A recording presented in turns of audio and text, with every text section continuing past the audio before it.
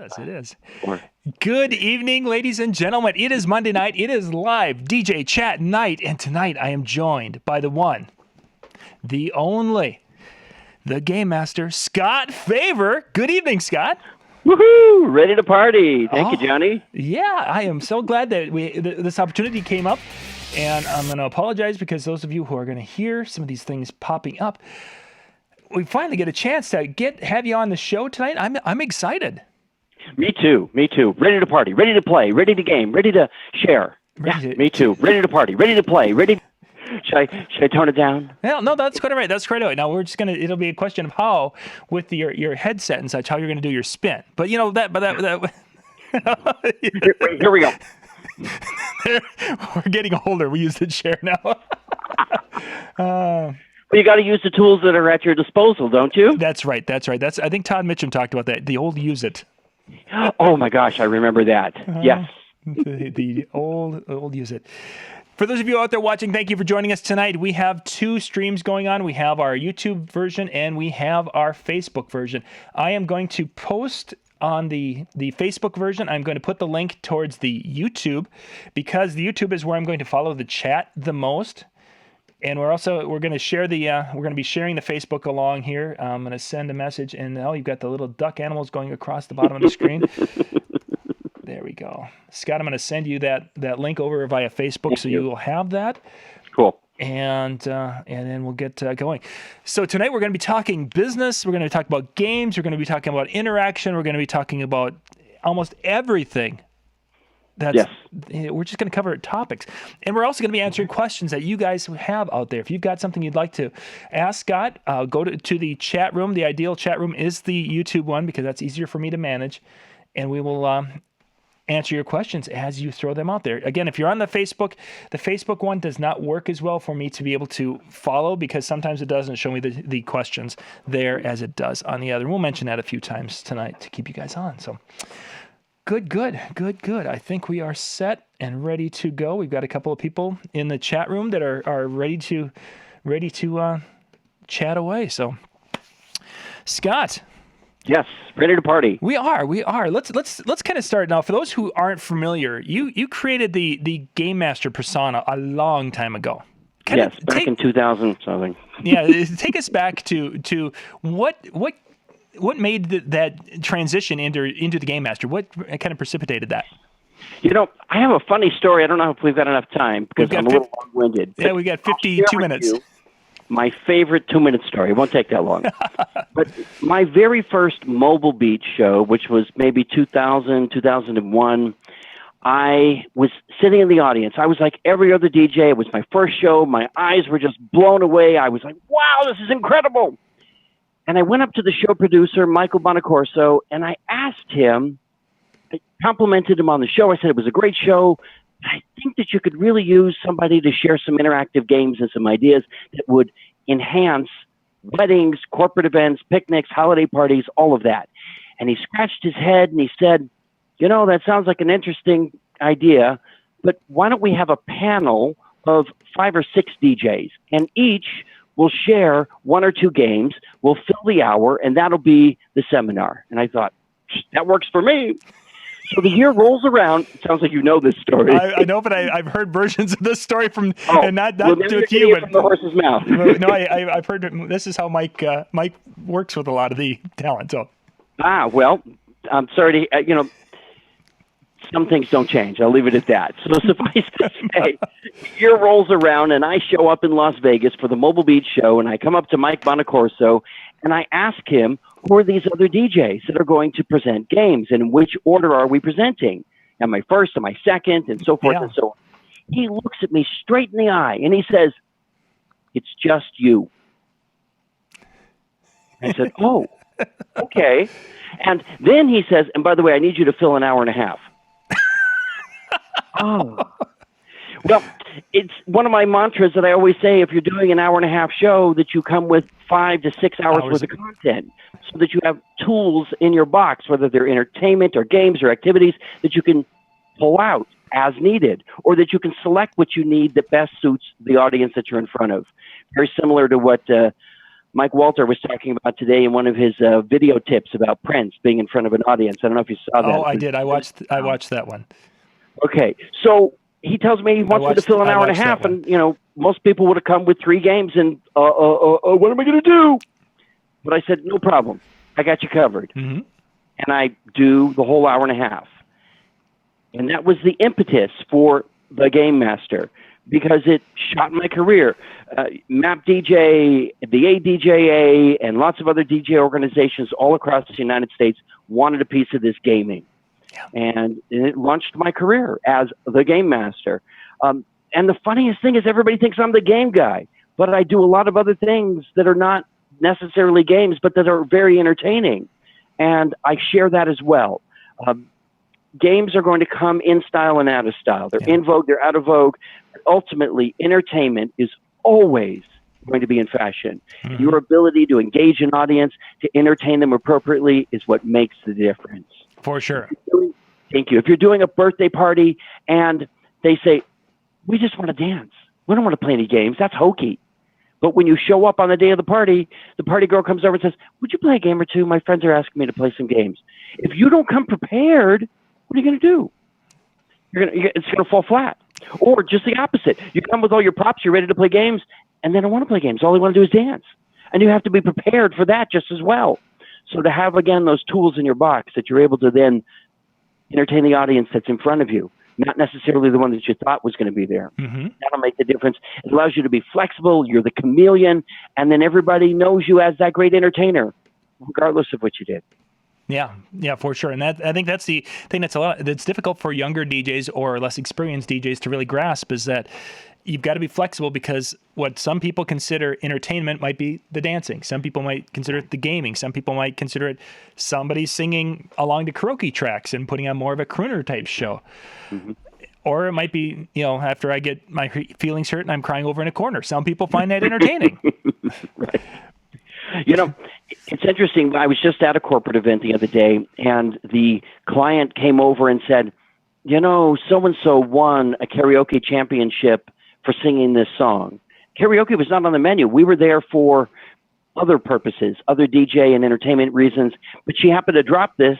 And so sure enough, I told the MC, you announce it. And sure enough, boom, we played the song, and she stood up and went, where's the mic? And she started singing, and it got us a big tip. Nice. Yeah. So just because it's not part of the plan doesn't mean you can't make it part of the party. Yeah, precisely. You've got to be ready with those tools and different aspects of it. Now, as you progressed over the years, we were talking that was like 2 or 3 years ago, because we're not that old yet. What part? Now, you mentioned, of course, you do a lot of other things, but what part of your repertoire of entertainment, and maybe it's a variety of them, but which one really drives the most referrals that people are like, oh, I loved blank, and I got to have you at our event? I'll tell you, what will drive people to you is your ability to create something that has not been seen before. The ability to sit down in front of a bride and a groom and say, your wedding is going to be a fun, unique, and personalized experience that will look nothing like what I did last weekend. And it has no resemblance to what I'm going to do the following weekend. But instead, what I'm going to do for you is going to be just for you.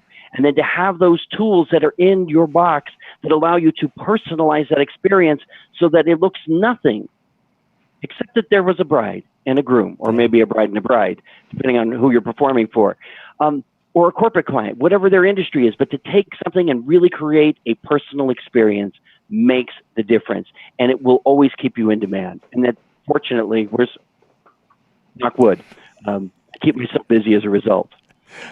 So you said that people might be asking questions, and as they ask questions, and all of a sudden you'll see this flow of creativity start to spew. No, for sure. Well, the first question is, we're wondering if you're wearing Bermuda shorts below the. There's and some pants. I was going to say, Dance and Tunes, we already asked that question a few minutes ago, and yes, he's got too funny. He's got her full. I do live in a suit. I believe that you should dress to impress. If you're not a suit and tie guy, that's okay. Or if that's not your style, ladies, that's fine. But find your brand, find your look, find what makes you unique. Just as I described earlier, because you asked what is in demand, what is it that I do that draws referrals over and over again. It is my uniqueness. It is my dedication to my brand and my look, whether it be my style of entertainment, the way that I dress, the words that I choose. All of that is part of my brand. And I bring that to the party. John, I'll tell you, my very, very favorite tip, if you will, for DJs is the ability to share a story. Mm-hmm. When you sit down with the bride and groom, you should be able to, with your tongue, get them to laugh, cry, sigh, and I guarantee every time then that they will buy. And I don't mean buy, I mean B-U-Y, and they'll buy you. Because your ability to engage them, to tell them a story that gets them to touch on their heart and get them to laugh. Yep. Or, aww. Yep. What happens then is they recognize immediately that you can bring those same talents to the party, that you can engage a large audience in the same manner in which you are entertaining them, as opposed to, well, I don't know, what did you think? What would you like? Mm-hmm. I think we can do that. It doesn't need to be over-the-top entertainment, which is me, by the way, but it does need to be engaging. You don't want to scare your audience. You don't want to get in their face, but match their level. Vicky is a master at this. When she talks about personality, traits and styles and colors and all that stuff, I'm seriously a yellow. But I can be a blue, and I can be a red. Just get to the bottom line. Or I can be that green that's very much a chameleon of all those colors so that I connect with who is in front of me. Sure. Mm-hmm. And he's talking about Vicky Musney, for those of you who are not familiar with Vicky's work. Vicky and Mitch do the Creating Connections podcast. If you guys haven't checked that out, djntv.com. Go into the show programming. You can check out the schedule for the summer, by the way, which is up. So djntv.com, it schedules the first, and then all the different shows are there, so you can go check out past shows because they do a nice job with that. So, I dropped a name. I dropped earlier Mike Walter, and then I just dropped Vicky, and you mentioned Mitch. I got to tell you, I'm here on your show, and I'm grateful that I was invited, but I'm still a student. I got a bunch of books here. You want to look at the books? Yeah. I got books. I got DVDs. I got podcasts that I listen to and the videos and everything. You have to continue to be a student of your craft, of business, so that you can continue to grow and evolve. The words that I used to use in the 80s and the 90s would just make brides cringe. It has to evolve. It has to change. And the colors of your suits. Hey, you saw that blue suit that you posted. It was pretty bright. I was going to say, this is the most toned down suit I've ever seen you in. I'm just like, I know. But I got a little pink going on, a little flash of color. But it just depends on where I'm at the time. Yeah. I still have bright colors that I like to wear, but it's important to know your audience. Very much so. Very much so. And as that evolution of how we connect and how we represent ourselves to the client is it's such a evolving task. At times, it almost feels a little overwhelming because it's like, oh my gosh, what we did back when we were so successful in the 90s is gone. Right. Well, because it worked in the 90s, it must still work in the 2010s, 2015s. No, it doesn't go that way. It doesn't go that way. It does not go that way. Let's see. We had a question. And I guess we'll be kind of all over the board, and I'm okay with that. If you're okay with that, Scott. I'm easy. Talking about tell people I said that. Talking about profanity in music for music for today compared to some older music, because when you get into events where there's kids, they're asking for some of the newer songs, Drake, that has any number of nasties in it, and I guess probably they're looking for ways of handling that. My first recommendation is that you be patient, because all of the music that you currently cannot play, all you have to do is wait 15 years, and then guess what? The parents want you to play their music, and it's that stuff right now that you're not allowed to play. I can't tell you how many times I was not allowed to play Sir Mix-a-Lot. I like big butts, I cannot lie. And yet I play it all the time now. Yeah. It's like no big deal. Or if you ever want to get nasty, go listen to Jerry Lee Lewis Great Balls of Fire. That song is nasty, Mm-hmm. but you played it every 50, 60 sock up like it's nothing. Oh, exactly. Time makes the change for everything. But for a current solution, I'm a big fan of promo only. Yep. Promo only, clean cuts, short edits. That means you can get in, get out, and be done. You can play the chorus and get out of there if you want to. You've got a quick, if you're doing mixing, you can drop the beat, do the mix, play the edit, and then go. And that seems to be a really good solution. But I'll tell you, I've done events, and I always ask the parents. I just did a graduation dance this Saturday, and I asked them, edits, originals, warnings, do you care? And they said, play whatever they asked for. Oh my God, I was embarrassed at some of the lyrics because I don't normally play that stuff. Yeah, for sure. Sure enough, they said play the rights, play whatever they want, and I did. And so it just depends. And it was an outdoor event in a backyard. So you'd be surprised that the neighbors weren't saying, ew. Ew. But again, client did what she was supposed to. She invited all of her neighbors, and she gave away movie tickets to the neighbors who didn't want to come to the party. No, True story. That was good. That's I've not heard that twist of the neighbors, the inviting everybody. Mm-hmm. Funny. Let's see. Another question. Popular games these days. Back when you and I first met, that we had there was a repertoire of games, which ironically some of them still are just as good today as they were back then. But what are some of the popular games? And let's try to categorize this. Let's put it into a wedding first, and then let's do more of a corporate. And give a couple of games. Okay. Well, first of all, I have two favorites right now that are running the scene that I think really, really match today's DJ that's less about games and more about mixing and experience. And so these two ideas work really well to make it not appear as though you are the game master, even though you can be. Right. And I'll describe what I'm talking about. In the old days, it was not common for the DJ to get out from behind his booth to dance with the guests. So when I came on the scene and I was dancing with the audience and showing them how to do a dance routine and follow me and to the left and to the right and this way and hands up and all that, it was all new at the time, which goes to show how old I am. But this audience now, they don't really want you in front of them. Yep.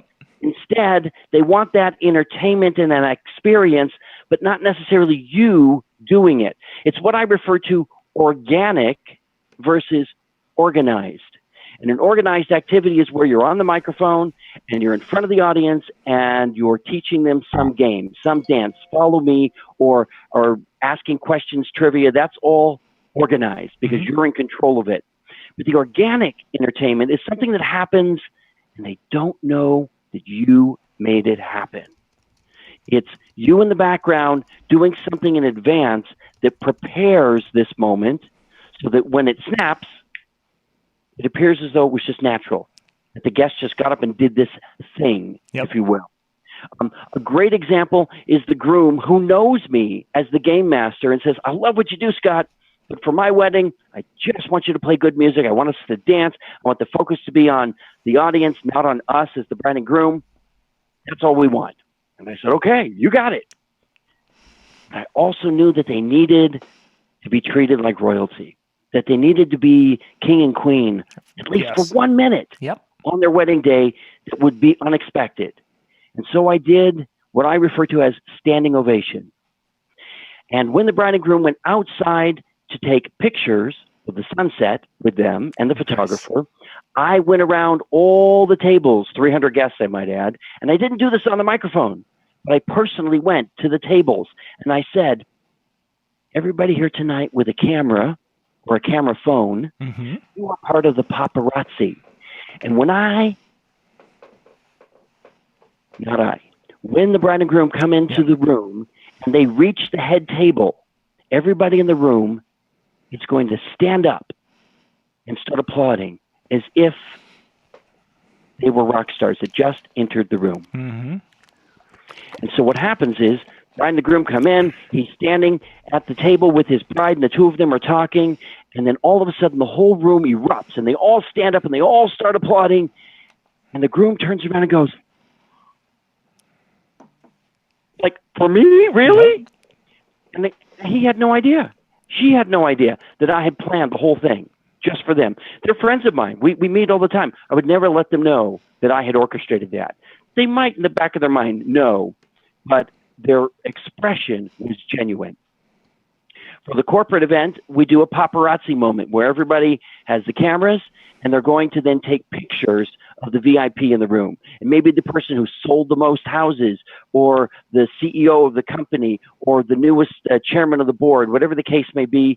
And all of those pictures, they can then send to me and I put them up on the screen. And it's a big wow. So a couple of different things that don't look as though I was in charge, but I did make them happen. Sure. You can equally do something just as simple with the Cupid Shuffle, the electric slide, or the cha-cha slide, or any of these things by simply finding key people in the room who you know are interested in doing something. People like us, DJs, that are expressive, outgoing, and you herd them together, or you just go to tables and you say, who's the loudest person here? And they all scream. And the one that's really the loudest is the one you pick. And you say, when I play the Cupid Shuffle, I can count on you, right? Right. This is during dinner. 2 or 3 songs after dancing has started, you drop the Cupid Shuffle, and boom, you automatically fill the floor with all those loud people, and they're ready to go. Yep.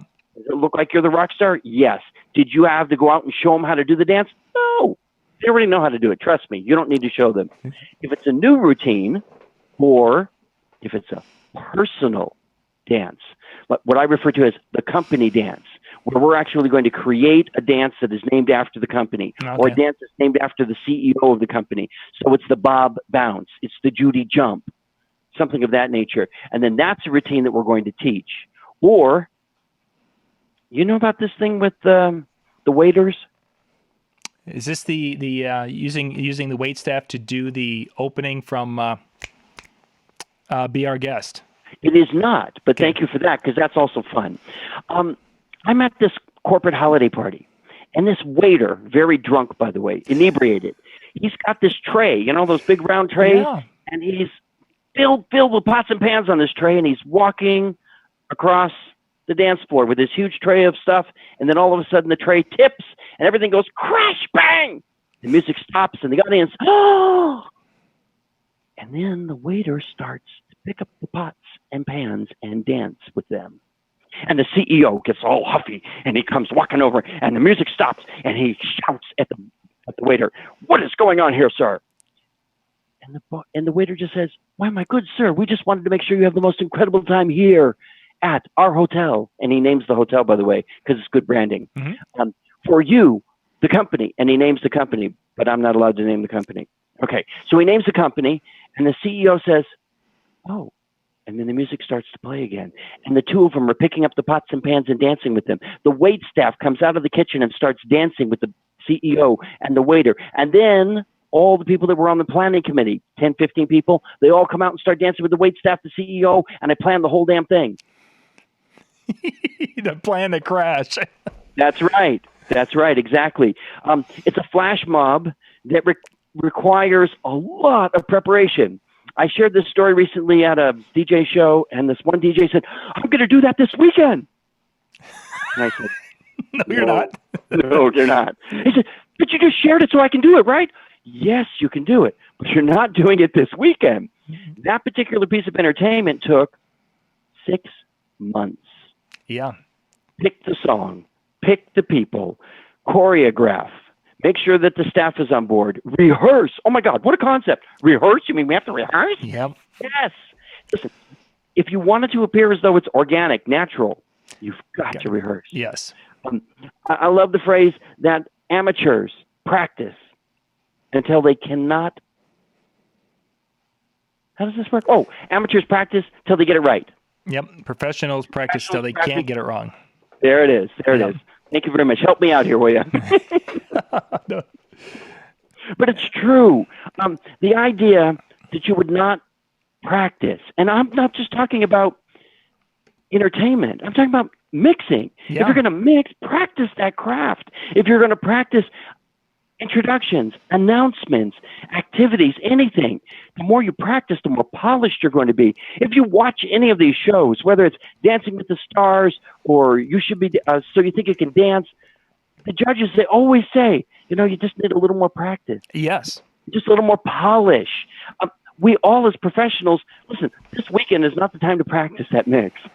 It's just not. Not before the bride and groom come walking in. Exactly. No. Or and I love DJ idea sharing. Mike Fernino and all those 100,000 people that are on that site. I love those people. But if you're posting on Wednesday looking for music for your event that's Saturday, you got to do your homework. You just do. I'll just leave it at that. Yeah, and that's a huge part of it, that preparation. But maybe that's our experience and the maturity coming in, that when we're younger, maybe we thought we could fly off the seat of our And I'm pants. going to disagree with you, because when I started this business 36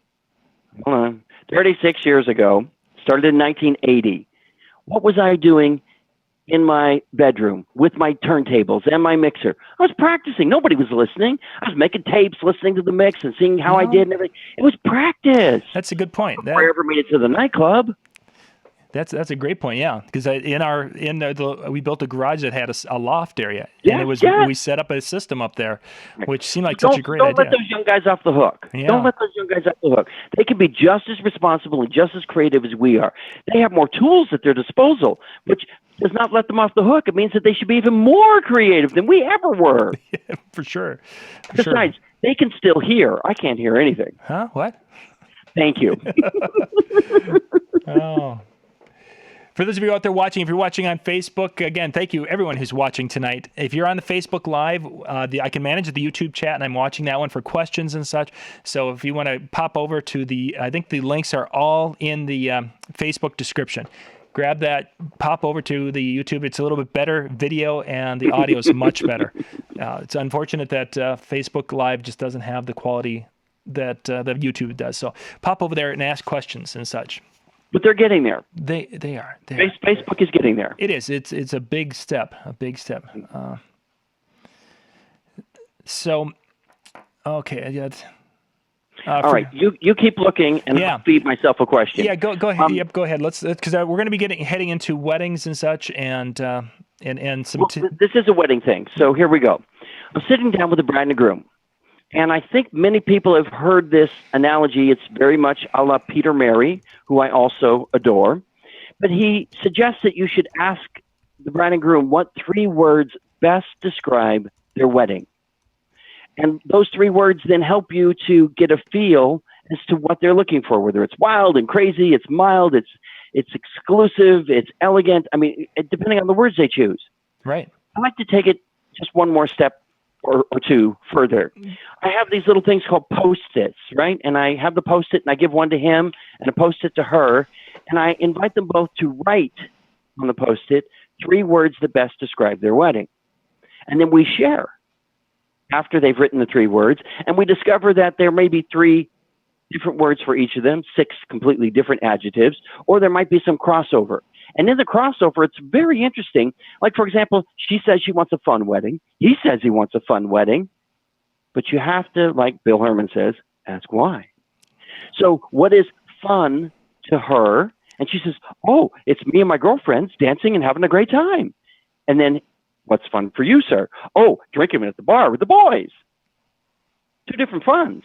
And they're both important to them. So we now have a better understanding of who they are and what they want, and where they diverge in terms of what they want is fun. And this goes the same for the bride, who's very outgoing, and the groom is very shy, quiet, reserved, and doesn't want to be the center of attention.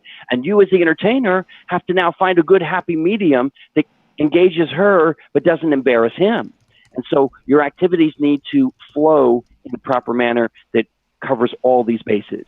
And these 3 words, that might be 6 or more words, depending on how they do this, can help you to really engage the couple and to find out what's important.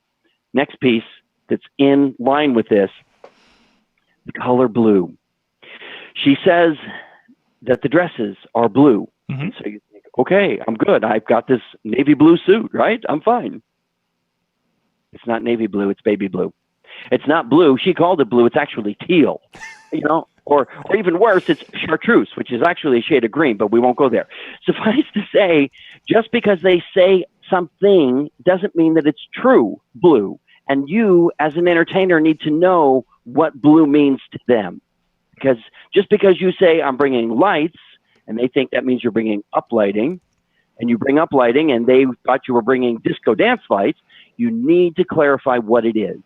I had a corporate client. I know you want to talk about weddings. I had this corporate client many, many years ago when I was just getting started, early 80s, and she says, we're having a corporate picnic, and we'd like for you to DJ the event. And I say, great. I ask her about the size of the stage area where everybody is gathering so that we can make announcements and play music and entertain the guests.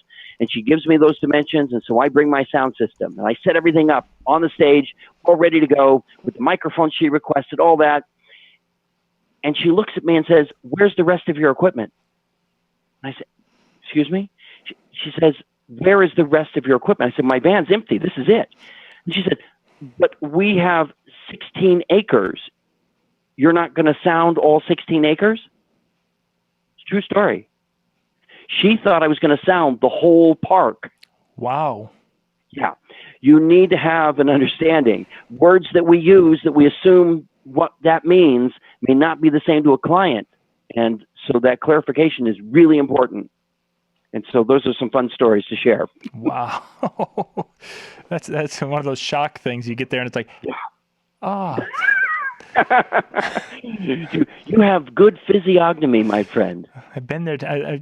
My situation was with electric, and that, oh yes, we're having the ceremony, and is there electric on site? Well, yes, there's electric on site. We're going to have the ceremony just on in the park, and great, there's electric there. Cool. Well, when you get there and you find out that the ceremony is on the other end of the park, 575 feet away from electricity. Mm-hmm. Yay!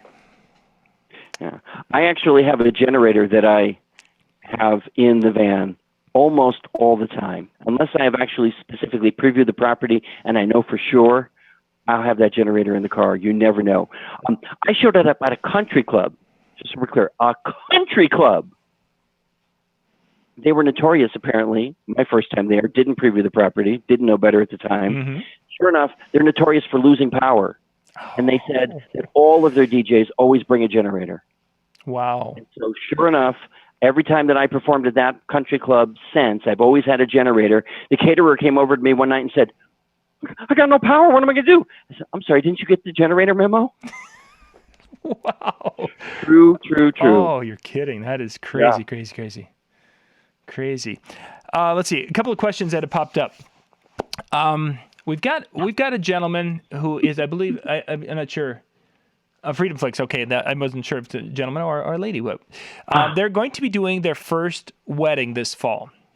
And what are some kind of, give them a couple of tips? Initially they were asking about some games for weddings. Thinking back to when you and I first started weddings, or doing weddings, or even when we've been training people to do weddings, would you make a recommendation for that, or what would you really have them focus on? And I think you know where I'm going with this. I may not be going where you think you're going. Okay. Because the obvious choices are about, education and coaching and shadowing another DJ. But I got to tell you, one of the best things you could do, go to the venue where your couple is getting married before and be a fly on the wall for how that venue operates weddings. Watch their wait staff, watch the DJ, but don't just watch the DJ. Watch all the other things that happen in that reception and be noteworthy. Take notes. See what works, what doesn't work, and not just musically. What does he or she say on the microphone? How does she say? Do they spend a lot of time looking professional, or are they picking their nose, or are they talking to one another instead of engaging the audience? I mean, there are a lot of things that are going on there that would teach you way more than you're going to learn on any DVD. And if it's really your first wedding, that's the core place you got to start, is understanding how weddings work. I mean, have a good wedding planner, and I don't mean that person who's Fonk from Father of the Bride, who's the wedding planner. I mean a wedding planner that has all the questions that you need to know about for toasts, introductions, dances, first, last, and in between, who, what, when, where, how, and why, so that you could be prepared for that wedding. And don't just assume, now that I've got this list of questions, I'm going to fill them in. You got to ask your couple, find out what their needs are, what their expectations are. And just as I was talking about earlier, those words that we use that we think we understand what they mean are going to mean something different to that client. And you've got to have that understanding. So that's where I would really go. When you say first, really first, as in never, ever, ever did a wedding first? That's what the message said. Yep. And they're about 30 seconds behind. So they're going to get this. Well, you'll be 3 topics down. So. Okay. Well, that would be my recommendation. Second, seek out. Can I do a shameless plug? Go ahead. Okay. Shameless plug. I offer free DJ games and marketing tips. Within those marketing tips are a whole bunch of games, activities, do's, don'ts, whens, what, where, how, and why, and it's all free. So come and get it. All you have to do is drop an email to me at scott@thegamemaster.biz, and I'll be happy to add you to the list and send you some information. Plus, I love to give it away. You know, this old expression about manure, I hope we're not getting too foul here, but manure is only good if you spread it around, right? And that's the way I feel about information for DJs. It's best if you share it. And a lot of people for years, because I've been doing this sharing thing now for over 10 years, and they always say, Scott, why do you give away your best ideas? Well, as soon as I give it away, then I have to go back to my creative zone and create something new for me and my clients. And I love being in the creative zone, so I'm happy to give it away. For sure, because when we start talking and giving ideas away, it's amazing the things that come back. And it may not even be a full routine, let's call it, but there's that one little seed. Right. And that seed is so, I mean, I've just in the Tuesday tips that I've been doing, and I've a couple of people, and it's like, oh my gosh, that's been gold. And the value that has to me for what I do, even as a DJ, is just fabulous. Yeah, I totally agree. We all cringe as those who have been in the industry a long time. Well, we always do it that way. But if you cringe because the catering staff always does it that way, or they always put the DJ there in the corner and the dance floor is, 13 feet away or 60 yards or whatever it is, and you cringe about that, think about your audience. When you're always, I always announce them this way. I always use this phrase. I always say it like this. I always play this game after the cake. That is consistency, continuity that will kill your business. You must continue to be creative, to continue to offer something fresh to your audience. It will keep you in demand. Trust me. Mm-hmm. Okay, gang, I'm trying to put Scott's email into the chat, and thank you. It's in a description. I just put it in a description.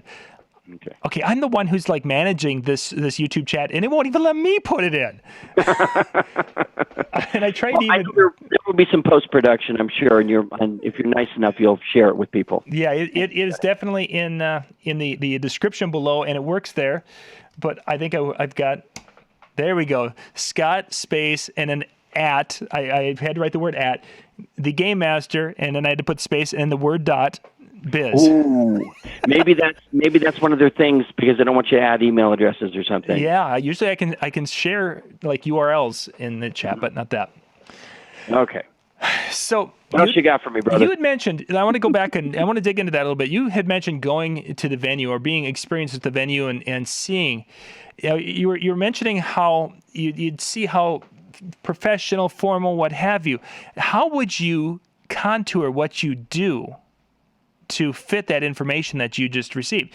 Let's give you, I want to give 2 examples. If you went there and you found a very elegant, ritzy venue where they were basically black tie all the way, compared to a VFW where the guy comes walking out in a sweaty cutoff T-shirt and an apron that's stained from lunch, and he's oil, sweaty, whatever. 2 different venues. Now, how would you modify what you're going to do based on what you've learned from observing these venues? I mentioned earlier that I'm fastidious about my garb. And so, obviously, for the VFW, I don't want to wear the tuxedo because I don't want to alienate them as if I am so much better than they are. And now all of a sudden I have that battle to beat. But I'm not going to just dress down and be in my blue jeans or my shorts or my polo shirt with my company logo. I'm still going to wear a suit. I may or may not wear a tie. I might be a suit and a vest, or shirt and tie and a vest, but something that elevates that space. That's in terms of my attire and in terms of how I perform. Mm-hmm. Just because you're at the VFW doesn't mean that you don't give them the performance of a lifetime. Yep. I have seen amazing entertainers playing to an audience at a less than desirable spot, and they are incredible. They're just, because they're always at the top of their game. They're professionals. And when you're obviously at the Ritz-Carlton, and I have been to the Ritz-Carlton many times. Johnny, have you ever performed at the Ritz-Carlton? We don't have, I think the nearest one is in Minneapolis, and I seldom get to the cities. Our highest, we have Radisson's, I suppose would be about as high as we get around here. Okay, well, no deference to your neighborhood, but if you ever DJs have an opportunity to perform at the Ritz-Carlton, there's something that they do before the event starts that is so exciting. It's so like fire them up kind of thing. The maitre d' gathers all of the wait staff from the kitchen, front house, back house, brings them all onto the center of the room, and he has a pep rally. And he's going off for about 5 minutes or more about how amazing this client is, how excited we are here at the Ritz-Carlton to entertain and show these people the best food, entertainment experience ever. I mean, he's just rah, rah, rah, go, go, go, Right. team. Nice. Oh my God. They don't walk away. They're bouncing off the walls when this guy gets done. And that is something that we can learn from. We can be that cheerleader at the VFW. Oh, We can sure. be that cheerleader at the Radisson. We can be that cheerleader wherever your event is that raises the bar, raises the level, the enthusiasm, the excitement, the understanding of the appreciation that this is a wedding that's going to happen once in their lifetime. This is a corporate event that is so important to their employees that we want to treat them like royalty. Yeah. And they should be treated as such. And that's what you're there as the entertainer to do. Your entertainment responsibilities do not begin and end with your DJ booth. You are responsible for everything that happens in that room, even if you're not in the kitchen. It doesn't mean that you leave the booth in order to cook something, but you are responsible.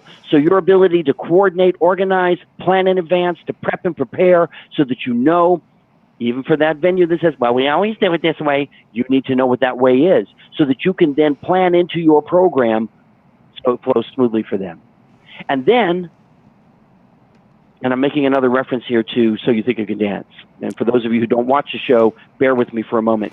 But the judges talk about the dancers, and they say things like, it's not just the movement, but it's the movement within the movement. It's the move that happens just before you do the movement that's to happen, and how you transition, segue that movement into the next.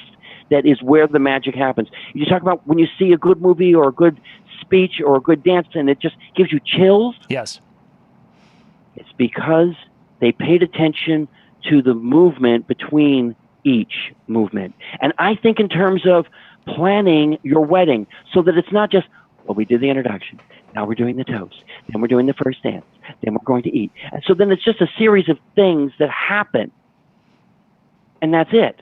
They always talk about ebb and flow. What they're talking about is that smooth transition. When you're doing a mix, wiki, wiki, wiki, and you go from boom, ba, ba, boom, ba, ba, boom, into the next one that still sounds like boom, ba, ba, boom, but it's the next song, and it's like they don't even know, and there it is. That's magic. Now think about all the activities that happen at your reception and the magic that you can create by having that smooth transition that leads you from one moment to the next so that they didn't even know. Yeah. That's performance. Yeah, and that's very important, that transition and those little gaps, I'm going to call it, that you're saying between the major things. I think that's what really separates an experienced professional entertainer who has practiced and honed their craft and studied and really thought about that from someone who's just hasn't gotten there yet. And some people may never get there and be able to grasp that. I mean, I've trained a lot of DJs, and I know there's some DJs who you talk about those little nuances, and even at coaching football, as a coach, it's those little things that really set you apart. And anybody can just go and bulldoze somebody, but it's the athlete who can, when just before he make that hit, that they drop the hips a little bit and kind of drive through that hit. That little thing is big on the end, and that's so tough to train or talk about, because I think part of it's instinct, kind of an instinct. You know what? It is difficult to train, but you can finesse it and you can train it. The important factor is you have to have somebody who cares, because if you care, you're there. People that don't care, just going through the motions, doing the thing, whatever. It's just another wedding, and I'll have one next weekend. And I'm not down on people like that, because there are clients who don't have an interest in having Mr. Fabulous Entertainer at their wedding, or Mr. Smooth Transition from point A to point B. That's not in their, it's just not, they don't know. Yeah. But that last piece is what's really most important. They don't know. Yeah. Because when they see it, they want it. For sure. And what our task becomes in that sales process is to help them see that, help them to visualize how their day could be with those little nuances and those little components that add to. And that's a communication skill that's right. That's very difficult to do. Well, but again, that goes back to the ability to tell stories, share with an audience, to bring them with you on this journey, this adventure. I was sitting down with a bride just the other day who had a party planner, and the party planner had invited me to meet with her bride, and she asked me if I also do uplighting. And I said, no, I sell entertainment. I don't sell decor, but I would be happy to talk to you about the advantages of having a professional lighting company do the lights for your wedding. Mm-hmm. And she said, well, I have a company that, brings in the lighting. I said, well, do they stay? And she looked at me and said, what? Yeah, why would they stay? They just drop the lights and they go. I said, well, when the father of the bride starts to toast and telling a story about his beautiful little girl, and when they were there on vacation in the Bahamas and the sea was such a beautiful blue, and then all of a sudden the room turns blue. Mm-hmm. As he's talking about the blue sea or the blue sky or whatever it is, and now all of a sudden the whole room is there in that story with him. Regardless of how good or bad a storyteller he is, you have enhanced this moment for him. And then as the story progresses, maybe he talks about something that was a stormy time or a difficult time, and now we've gone to an amber red. And again, the room changes a feel and a tone and a texture, and it's magical. For sure. When I got explaining this, she looked at me and said, "Who's your lighting guy?" Okay. Who's your lighting guy? And I made the connection, and now they're working together as a result. That had nothing to do with me as a DJ, but it had everything to do with expressing to her my understanding of every single element of her wedding day outside of my industry. Mm-hmm. Because that's just as important. Oh, for sure. And so we do lighting cues, video cues, musical cues, everything that relates to each moment. We talk about that segue. Lighting can bring you there. The music and the mood and the timbre can take you there. Lots of ways that can get that audience to follow you on that journey. Oh, for sure. For sure. And that's, if you, what is that thing? If no one's following you, you're not a leader, you're, there's a little saying with that. You're just out going. Similar to if you don't stand for something, you'll fall for anything. I think if you're out walking and no one's following you, then you're just somebody who's out for a walk instead of actually leading people. And I think that's a prime example that if you're at a wedding and you're not leading, and even in a wedding, my methodology is more leading from the middle of the pack. And we go together and we experience things together and we create things together on the fly, in essence, that controlled on the fly. That's when people feel like they're part of the night. That's when people are like, this was the most awesome night of ever. Very true. Yeah, good. Well said. Good stuff. Good stuff. For those of you just joining us, some of you are bouncing over from Facebook right now. Thank you for joining us. This video will be up and such. We're actually doing tonight a little bit differently. We're going to be breaking it into two segments. We're going to have the Scott Faver video, which is what you're watching right now. Then we're going to be shutting the stream off for about 5 minutes, and then we're going to start a new stream, which will be the Ron Ruth show, and we're going to be talking about some lessons from Walt Disney's life. I just spent a lot of time the last couple of weeks studying about Walt Disney because I just do that. I pick someone and start studying their business and practices and their life. And tonight, Ron and I are going to talk Walt Disney. So, I bet you, Ron, I don't want to steal his thunder, but just as a preface, you have to face your fear, whatever that fear might be, in this industry. And when you think about Walt Disney, he was afraid of mice. True story. And yet the mouse became That's right. such a huge part. Oh, that's funny. Thank you. So face your fear, whatever it is, and it can become your strength. Okay. I'm just checking the chat board, making sure. So, wonderful. We've got a few more minutes here, Scott, and then we have to wrap things up. Now, you have for people, you've got your email. You send out. I'm on your email list, and they'll be joining that. Are there other resources, places they can go to see some of the things, to connect with you, to? Yes, thank you for asking. I appreciate the opportunity to offer a shameless plug. Yes. Over 75% of everything that I offer is absolutely positively free. There are a few things that you can purchase. In addition to my free DJ games and marketing tips, which come once a week, there are webinars that I offer on subjects and topics, and I record them, and they are in the can, some of them, that you can get from my site, which is thegamemaster.biz. But a lot of that stuff is also for free. Some of them are for a nominal fee, and that helps to keep the lights on, so to speak. I'm not getting rich at this. I'm really much more of a giver than a taker. Go ahead. No, it's good. Good. I'm just making sure I got the URL typed in there properly. Okay, thank you. Now, for the people who, like myself, we purchased the DVDs of your game DVDs from years ago. A long time ago. Are there any of those resources available anymore out there? Not really. My best suggestion is that they pick up on my free tips, that they join my webinars, and that they follow me when I'm traveling. I do travel 3-4 times a year to different destinations and speak to audiences, whether they be at local DJ chapters. The American Disc Jockey Association puts on a Las Vegas DJ show time to time. And I was just in Toronto, and I'm getting invited to Sacramento sometime in August, I believe. So there's a lot of different opportunities. And if they're tied into my tips, they'll also get tied into my calendar, so they'll know when and where I'm going to be. And I'm always open for an invitation to somewhere. John? Yeah. Well, that's why we're here. This is our invitation. This was a great invitation. Thank you. Good stuff. But I want to check. I thought I saw somebody had a question here. Oh, they're getting the links and such. Okay, so let me help you out if I may. The answer to all your questions is yes. Oh, well, I was going to say if it's Ben Stowe, it depends.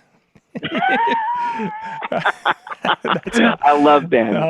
It's fun. But it's kind of like, I have to translate from a foreign language to less than tech talk when we do Ben. But take that lesson, John, because if you have to translate what Ben is trying to describe, how do you think your brides or your corporate clients sometimes feel when you're saying things like, well, we can put a gobo over here, and we can put a widget over there, and we can do a wipe of this thing, and we have so much jargon in our industry. A lot of times brides and grooms, they don't get it.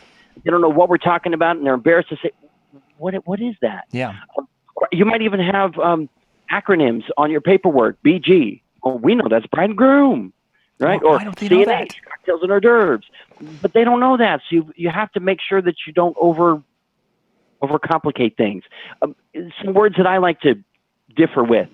I never book a bride because I'm not a police officer, so I'm not going to book you. right? I don't want to book. I don't want to book your wedding. And if I'm an attorney or a dentist, then I'm going to schedule an appointment with you. But if you're a bride and groom, you're going to be like family, like friends, and we're going to visit. Sure. Just a little different flavor in terms of words. Yeah, and words can be very important. Scott, we're going to have to wrap it up with that thought, my friend. Thank you very much for your time. We've got the links in the description down below, so you can go, emails there, the website's there. Go check out Scott's information. And good stuff. Thank you very much, John. You're a gracious host. I appreciate the opportunity, and I wish you continued success. Thank you very much, Scott. Ladies and gentlemen, this is Scott Faver, the Game Master. We'll catch you back here in about 5 minutes.